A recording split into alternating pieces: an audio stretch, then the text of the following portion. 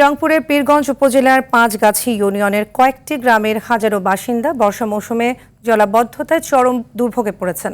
ব্যাহত হচ্ছে কৃষিকাজ, শিক্ষা কার্যক্রম সহ স্বাভাবিক জীবনযাত্রা।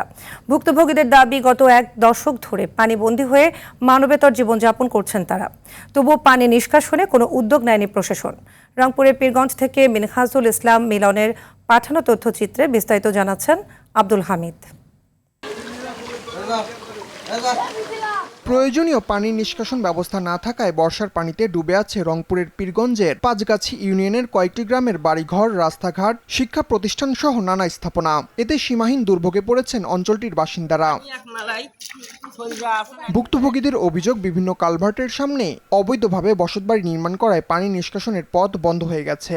এতে স্থায়ী জলাবদ্ধতার সৃষ্টি হয়েছে ইউনিয়নের অধিকাংশ এলাকায়। এখানকার মূলত সমস্যা হচ্ছে আমাদের যে কালভার্টগুলো ছিল, এই কালভার্টগুলো সবগুলোই বন্ধ। মানে এই কালভার্টের মুখে মুখে সবাই বাড়ি করছে, এই কারণে এই আমাদের ভেলামারির যে বিলটা, এই বিলের পানি বের হতে পারতেছে না। স্কুলে যাইতে সমস্যা, আমাদের গাড়ি বের করতে সমস্যা, অনেক ধরনের সমস্যা। বৃষ্টি হলে এরকম হয়ে যায় আমাদের এখানে। চলাফেরা করা খুব কষ্টকর। অনেক বিরোধী মানুষ আছে, বিরোধী মানুষেরা পরিচয় অনেকে আচার খায়, খুব কষ্ট পায়। এই পানি আটকানোর কারণে আমরা কোনো আবাদ সুবাদ করে পাচ্ছি না, আবাদ হয় না এই পানির কারণে।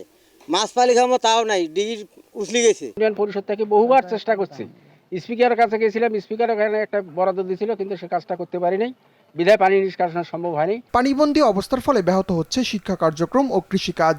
উপজেলা প্রশাসন বলছে, দ্রুত সমস্যা সমাধানে প্রয়োজনীয় ব্যবস্থা নেওয়া হবে। আমরা অচিরেই এই জায়গাটি পরিদর্শন করব এবং পানিটা নিষ্কাশনের জন্য যে ব্যবস্থা নেওয়া দরকার সেটি আমরা করব। যদি কোনো ব্যক্তি এই পানি চলাচলের পথে কোনো বাধা সৃষ্টি করে থাকে, সেটি আসলে আইনগতভাবে সঠিক না। আমরা এই বিষয়ে আইনগতভাবে যা ব্যবস্থা নেওয়ার সেটি আমরা গ্রহণ করব। বিগত এক দশক ধরে এমন দুর্ভোগ পোহালেও মেলেনি স্থায়ী সমাধান। দ্রুত জনদুর্ভোগ নিরসনে কার্যকর ব্যবস্থা গ্রহণের দাবি পাঁচগাছি ইউনিয়নবাসীর। আব্দুল হামিদ, RTV।